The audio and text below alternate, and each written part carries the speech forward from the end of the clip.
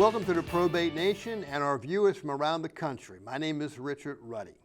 Tonight you will learn how Idaho assets owned by a deceased person who lived in another state are probated in Idaho and then passed on to the beneficiaries. Probate is very much like traveling on a slow-moving steam engine train, which calls to mind that train trip many years ago of the famous U.S. Supreme Court Justice Oliver Wendell Holmes. When approached by the conductor confirming passenger tickets, Justice Holmes could not find his ticket. The conductor, recognizing who he was, said that it would not be a problem, but Justice Holmes, as you might expect, dissented. While he had purchased a ticket, he needed to know where he was going. We are fortunate to have with us tonight David Taylor, an Idaho probate attorney who knows where to go and what to do in any Idaho probate. He will share critical steps to be addressed and stops to be made in the course of any Idaho ancillary probate journey. But first, let me tell you a little bit about David. David graduated from law school in 2017, and in 2019, he embarked on his own law practice, opening a practice in Twin City, Idaho. His firm, Twin Falls Estate Planning, specializes in estate planning and probate. He has received both regional and statewide awards as Idaho's best estate planning law firm. But more importantly, David and his wife are proud parents raising boy-girl twins, currently in the second grade. David, welcome. Life in Twin City is busy for you and your law practice, and of course your blessed family. So thanks so much for sharing this time with us and for the Probate Nation family around the country. Of course. Before we jump into this topic, with all the YouTube videos out there on just about every topic in the world, so many folks like to do it themselves these days. Is Idaho ancillary probate something that can be done without an attorney? From a legal standpoint, yes, but from a logistical standpoint, it's tricky. It's one of those things where the state of Idaho does not bless a potential personal representative and say, here's the to-do list, here's how to do it. It's very difficult to find these forms, and I find that most people just end up having to hire an attorney, relatively effective to get it done right. Okay, well, that's good to know, and of course it sounds to me like we really do need to have your guidance here on the basics of ancillary probate process so that people understand what they're going to be getting into when they go to hire that lawyer. So let's take a look at that. So tell me, what is ancillary probate? Ancillary probate is when there's a probate that has been commenced in another state, but there is property situated here in Idaho that needs to be part of the probate administration. And rather than going through full-blown 6-month probate administration in 2 states, Idaho allows the probate proceeding to be reduced or limited or easier for the personal representative. Well, that's good to know. What assets, though, typically do you see need to be probated in Idaho by a non-resident decedent? There's 2. The first one is real property. That's typically the biggest culprit. Someone who owned property, their primary residence was in Nevada or something like that, and then they had an investment property or some kind of ownership here in Idaho. And in Idaho, real property, if it's titled to the decedent, it has to go through some form of probate. There's no way around that. The second one has to do with cash accounts. I've seen a few banks here in Idaho where they're only based in Idaho, and if they were presented with the court documents from another state, they are not inclined to accept them. So those are the 2 that I primarily see. Okay, and I can see if someone owned real estate in Idaho, they might very well go down to a local bank that's only based out of Idaho and open up an account. So I can see how that could happen. Who would typically undertake to handle the ancillary probate in Idaho? Idaho gives deference, or they give priority to someone who has already been appointed as the personal representative. And we'll talk about this more, but generally, if we get the right court documents showing the person was appointed as personal representative, that's what we want, and that's all we need. Okay. Now, are there different types of probate then that we would be using to do this ancillary administration, which involves either real estate or a cash account? Yeah, I would say that there's three different kinds that we can do. And let's just start with the first one, which is you could simply just go through probate in Idaho. Well, it's not as simple as I just made it sound, but some will still go through probate just to make sure that all the debts are accounted for and maybe they have some concerns. And there's nothing stopping you from just going through the full probate process in Idaho. So The second, that's the formal probate. yep, formal or informal, yep, somewhat the same thing. Okay. The second is a summary administration. Summary administration is a simple proceeding that's available even if a probate is available here just in Idaho. But sometimes it's in fact I just had a case like this where someone owned Oklahoma and in Idaho and they were a surviving spouse, and summary administration is designed for a surviving spouse, meaning that we have laws that easily probate assets to the surviving spouse, and sometimes it's easier just to go through that proceeding rather than the third option. The third option is ancillary probate, which is when the probate is going to be overseen and administered in another court, they just reach out to Idaho for some help, basically, and that'd be the third option is ancillary probate administration. So I know that we hadn't really talked about this, but this occurs to me now. Typically, most people are using revocable trust. So if somebody has to do some ancillary probate in Idaho and the beneficiary is their revocable trust, are we pretty much going to have to do a formal or informal probate? I would say we could probably do ancillary administration, and we could make it simple for that person to do if they forgot to put it in their trust. Okay. Or, yep. Okay. All right, so again, the ancillary probate, what we use depends on the assets that we're going to use. So let's talk a little bit about, as we go down the list here. Remind me again, what court oversees the probates in Idaho? This is magistrate court. So magistrate court is the lower court. Okay, and they would handle ancillary probates as well? Correct. Okay. So again, common assets in ancillary probate, we talked about this a little bit. So it's going to be typically real estate. Do you have much in the way of mineral rights out in Idaho to be probated? Every now and then we get something like that. It's a little rare. We don't have a lot of minerals here in Idaho. Most of our ancillary probate is the opposite, where they lived in Idaho and they had mineral rights in Texas or something like that. Okay. And do you have a lot of ranches out there? People have ranches that are, I guess that's real estate, but you see a lot of that being handled through ancillary probate as well? Yeah, ranches, farms, those are dairy farms. Those are pretty popular here in Idaho. Okay. Now, what is it that, what is filed with the magistrate division in order to initiate the ancillary probate? With the ancillary probate, all that we need is we need a copy of the authorization from the court. Now in Idaho, we call this letters of administration or letters testamentary. Sure. But it's the document that was provided by another state that says that the person has been appointed as the executor or administrator or personal representative of the estate. Okay.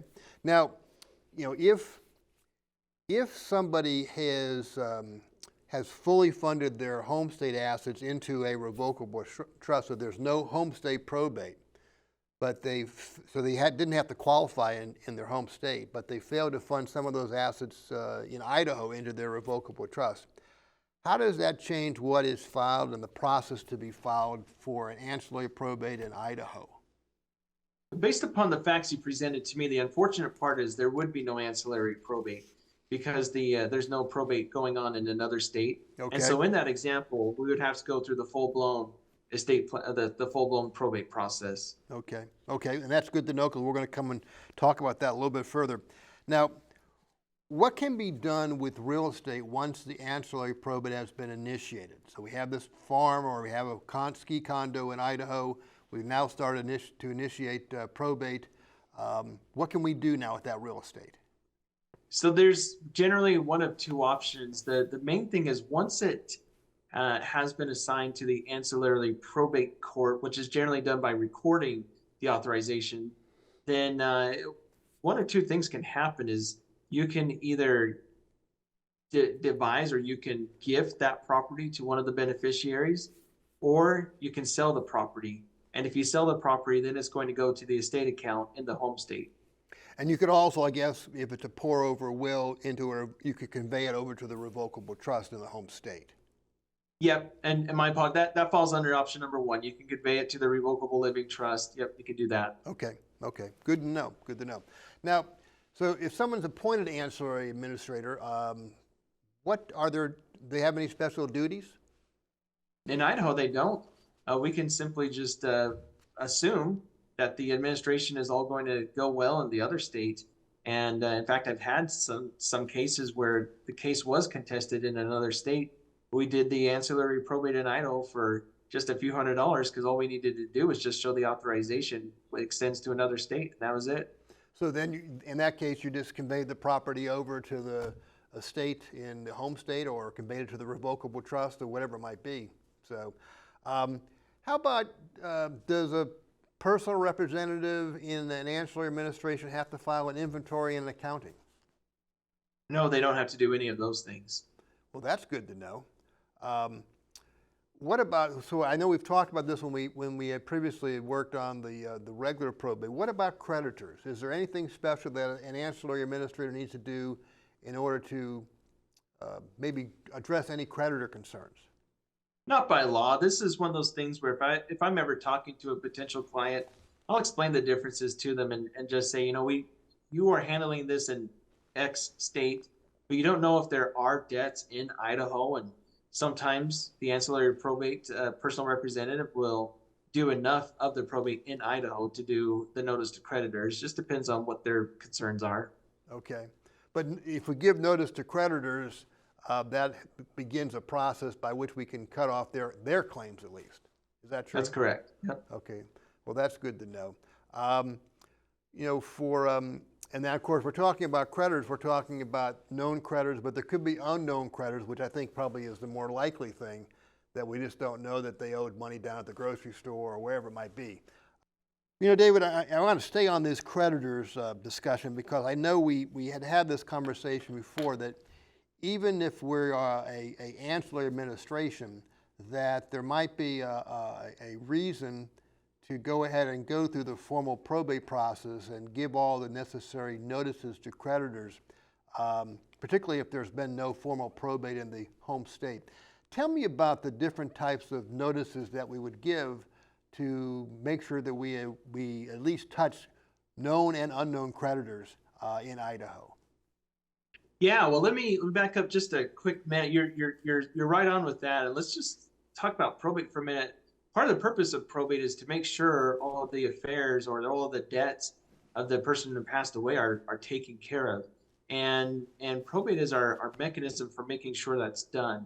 Now, in regard to ancillary probate, when there's a probate proceeding that has commenced in another state, and that state has reached out to us, the personal representative of that state has reached out to Idaho for some help. Idaho doesn't go through any kind of notice to creditors or any kind of process for making sure all of the debts are accounted for. And the reason for that is because we are assuming that it's taking place in the other state. But if I'm talking to potential clients, I tell them that, there's no law requiring you to do any kind of notice to the potential creditors in Idaho, but what if that person has a credit card that we don't know about here in Idaho? What if that person started some kind of debt? The alternative in Idaho is that if there are debts owed by the decedent, they have up to 3 years to file a lawsuit. And in just a conventional probate, for just a minute in Idaho, you can reduce that significantly down to 120 days.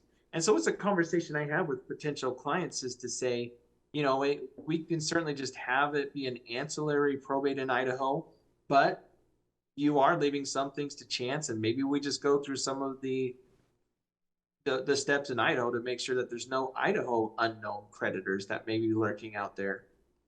I think that's a very, very good point. I think that's excellent advice because I know as an administrator myself, I want to make sure that I'm not going to be liable for something down the road, and if I don't take the necessary steps to cut people off, it's not something that I want to be personally responsible for, which I could be. So now again, if we're going to go through the process to do what would be a formal probate, or informal, so we can do some notices and so on. Those notices get published in the local paper. Is that what happens? That's correct. Yeah.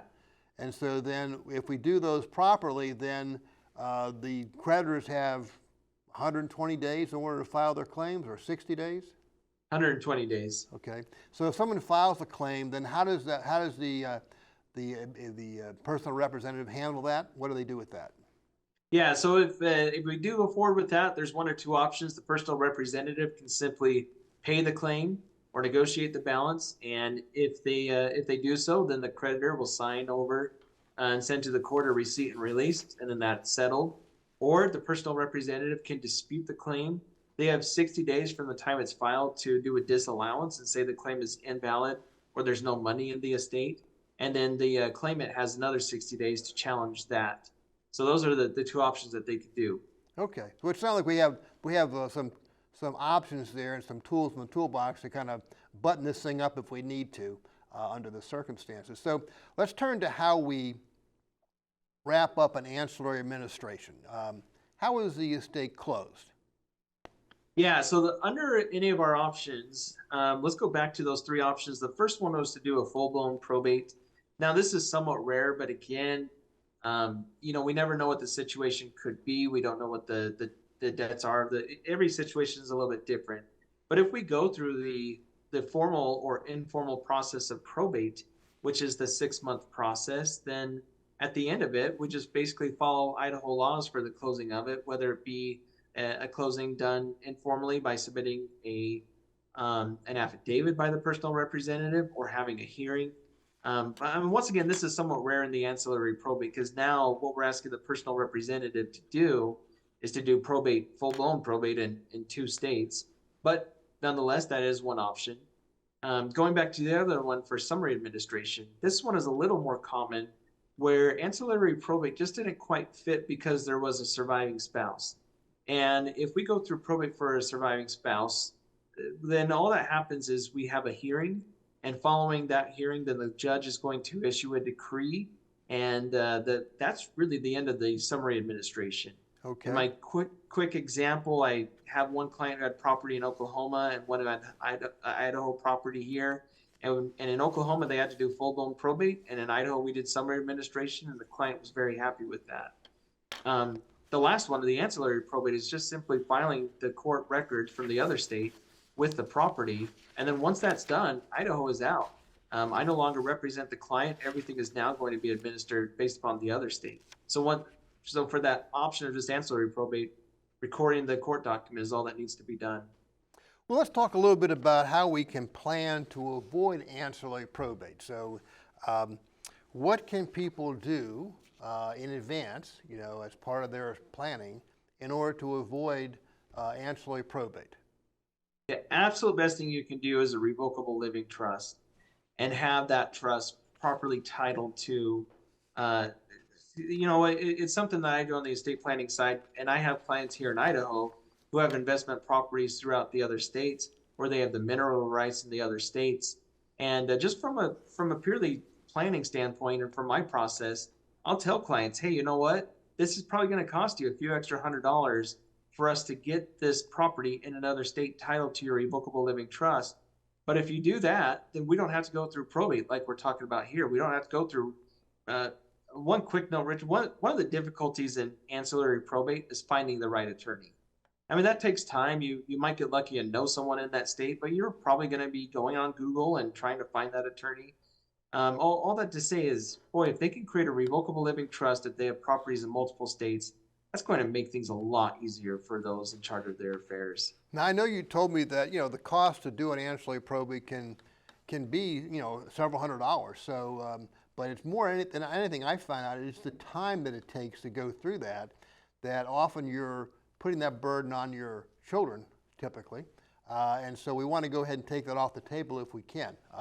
Now, we see this often, though. People have, got they got a beach house, along the coast someplace or on a lake, or they have a ski condo out there in Idaho, and they decide that they're going to go ahead and sell all their assets and move from their home state of, say, Virginia, and go ahead and enjoy the winter wonderland out in Idaho and watch all that snowfall. And when they do that, they bring along all their Virginia documents. So I've got a revocable trust, I've got a power of attorney, I have a will, so on and so forth. So when that non-resident now becomes a resident of Idaho and he comes into your office, what are you going to tell him he needs to update? Yeah, I'm going to tell him that it's probably a typical attorney answer: update everything. Um, part of it, though, I'll just say briefly, a lot of it is just getting in touch with the right person, the right attorney, someone who has seen these type of experiences. And my process with the client starts with an education meeting where, hey, I may not have a price quote for you coming into the door, but come sit down with me for a half hour, hour, 2 hours, what it is. Let's review everything and make sure. What I often tell people is that probate is a $5,000 mistake. And so let's just sit down and maybe spend a little investment, just make sure we get it done right. But the Virginia power of attorney, we may have a problem using that in Idaho. So I mean, I always tell clients you need to go ahead and get that updated wherever state you've gone to. And the same thing with the medical decision-making document. A hospital out there, I mean, it might be a great medical power of attorney, but they wouldn't know what to do with it because it's from Virginia. Yep.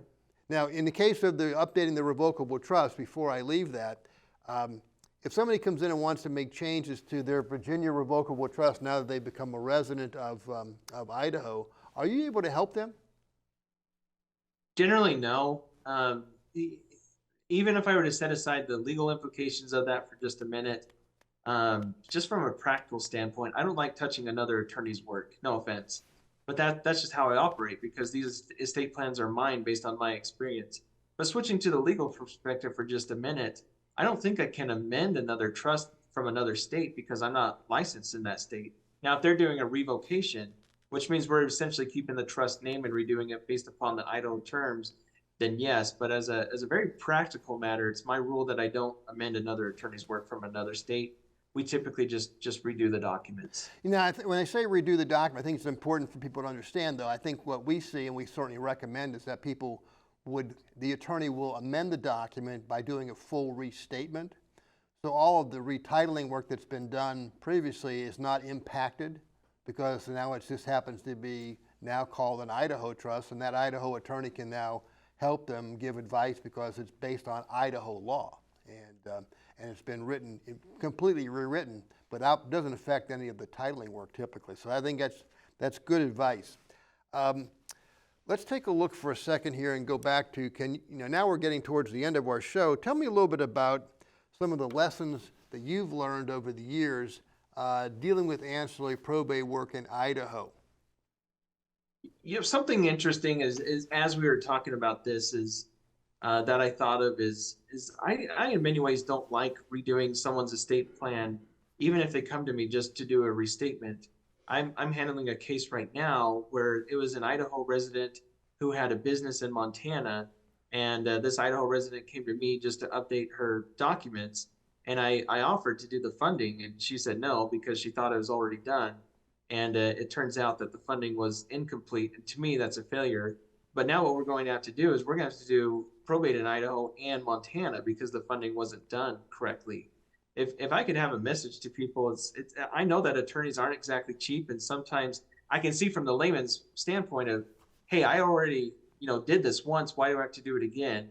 Well, in our case, I mean, that's going to be thousands of dollars of a mistake because we now have to go through probate in 2 states. So if you are someone who has property, whether it be business, real property in multiple states, make the investment to make sure it's done right, and you'll save your family a lot of heartache and headache.